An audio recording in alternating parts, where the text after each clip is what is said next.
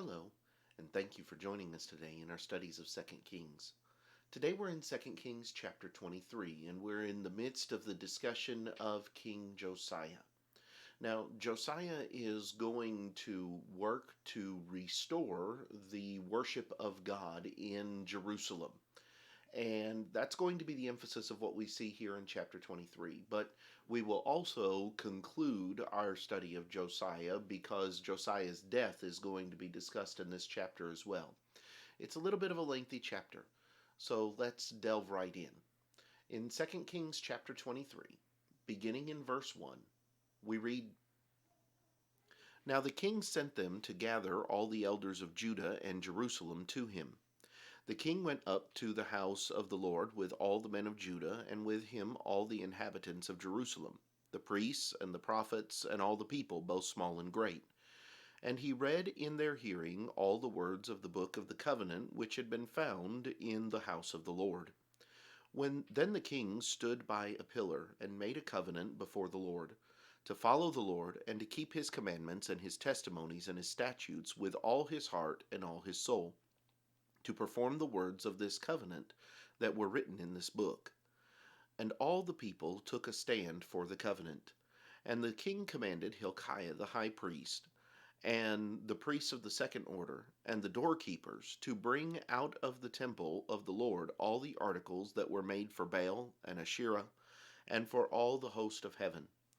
And he burned them outside Jerusalem in the fields of Kidron, and carried their ashes to Bethel. Then he removed the idolatrous priests whom the kings of Judah had ordained to burn incense on the high places in the cities of Judah and in the places all around Jerusalem, and those who burned incense to Baal, to the sun, to the moon, to the constellations, and to all the host of heaven. And he brought out the wooden image from the house of the Lord to the brook Kidron outside Jerusalem, burned it at the brook Kidron, and ground it to ashes, and threw its ashes on the graves of the common people. Then he tore down the ritual booths of the perverted persons that were in the house of the Lord, where the women wove hangings for the wooden image. And he brought all the priests from the cities of Judah, and defiled the high places where the priests had burned incense, from Geba to Beersheba. Also he broke down the high places at the gates which were at the entrance of the gate of Joshua, the governor of the city, which were to the left of the city gate. Nevertheless, the priests of the high places did not come up to the altar of the Lord in Jerusalem, but they ate unleavened bread among their brethren. And he defiled Topheth, which is in the valley of the son of Hinnom, that no man might make his son or his daughter pass through the fire to Molech. Then he removed the horses that the kings of Judah had dedicated to the sun at the entrance to the house of the Lord, by the chamber of Nathan-Melech, the officer who was in the court. And he burned the chariots of the sun with fire.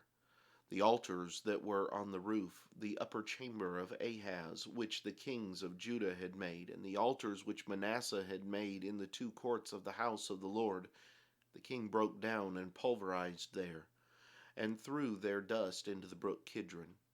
Then the king defiled the high places that were east of Jerusalem, which were on the south of the Mount of Corruption, which Solomon king of Israel had built for Ashtoreth the abomination of the Sidonians, for Chemosh the abomination of the Moabites, and for Milcom the abomination of the people of Ammon.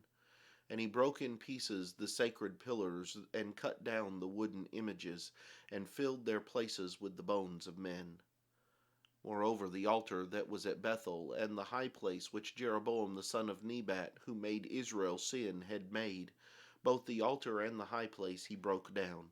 And he burned the high place, and crushed it to powder, and burned the wooden image. As Josiah turned, he saw the tombs that were there on the mountain. And he sent and took the bones out of the tombs, and burned them on the altar, and defiled it according to the word of the Lord, which the man of God proclaimed, who proclaimed these words. Then he said, "What gravestone is this that I see?" So the men of the city told him, "It is the tomb of the man of God who came from Judah and proclaimed these things which you have done against the altar of Bethel." And he said, "Let him alone. Let no one move his bones. So they let his bones alone, with the bones of the prophet who came from Samaria. Now Josiah also took away all the shrines of the high places that were in the cities of Samaria, which the kings of Israel had made to provoke the Lord to anger. And he did to them according to all the deeds he had done in Bethel. He executed all the priests of the high places who were there on the altars, and burned men's bones on them. And he returned to Jerusalem. Then the king commanded all the people, saying, Keep the Passover to the Lord your God, as it is written in this book of the covenant. Such a Passover surely had never been held since the days of the judges who judged Israel, nor in all the days of the kings of Israel and the kings of Judah. But in the 18th year of King Josiah, this Passover was held before the Lord in Jerusalem.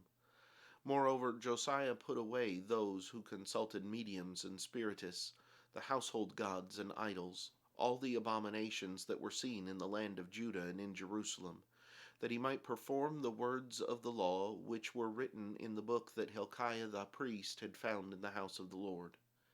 Now before him there was no king like him, who turned to the Lord with all his heart, with all his soul, and with all his might, according to all the law of Moses. Nor after him did any arise like him. Nevertheless, the Lord did not turn from the fierceness of his great wrath with which his anger was aroused against Judah, because of all the provocations with which Manasseh had provoked him. And the Lord said, I will also remove Judah from my sight, as I have removed Israel, and will cast off this city, Jerusalem, which I have chosen, and the house of which I said, My name shall be there. Now the rest of the acts of Josiah, and all that he did, are they not written in the book of the Chronicles of the kings of Judah?